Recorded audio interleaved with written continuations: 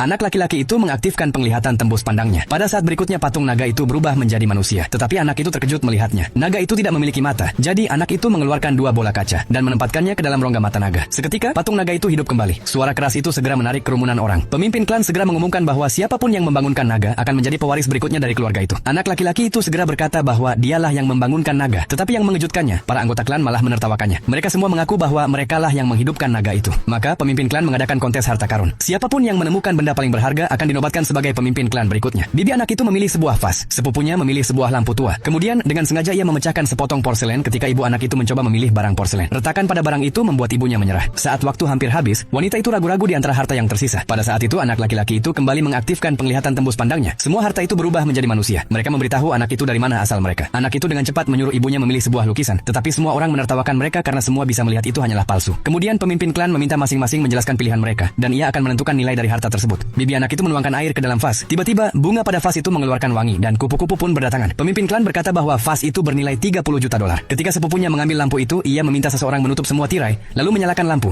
Seorang wanita cantik muncul di hadapan semua orang. Pemimpin klan segera menyatakan bahwa lampu itu paling berharga. Namun anak itu melihat sesuatu yang sama sekali berbeda. Wanita itu berteriak bahwa dirinya telah dihancurkan. Saat itulah anak itu menyadari bahwa lampu itu sebenarnya terkutuk. Tetapi pemimpin klan berkata nilainya 300 juta dolar. Maka anak itu berkata lampu itu tidak berharga dan menggunakan tongkat untuk mengeluarkan minyak lampu. Bau busuk menyebar ke seluruh ruangan. Barulah semua orang menyadari bahwa anak itu berkata benar. Wanita itu mengikuti instruksi anak itu dan menuangkan air pada lukisan tua. Pada saat berikutnya, lukisan itu memancarkan cahaya emas dan sebuah permata muncul. Namun ketika pemimpin klan melihat permata itu, ia melemparkannya ke tanah dan berkata, itu hanyalah batu biasa. Wanita itu memohon pemimpin klan untuk memeriksanya lagi. Tetapi ia mendorong wanita itu jatuh dan menuduhnya mempermalukan keluarga. Melihat hal itu, anak itu berjalan mendekat dan meneteskan setetes darah pada permata itu. Pada saat berikutnya, batu itu mulai bersinar. Lalu semua harta yang rusak dipulihkan. Ketika batu itu akhirnya berubah menjadi permata asli, semua orang terperangah dengan apa yang mereka lihat.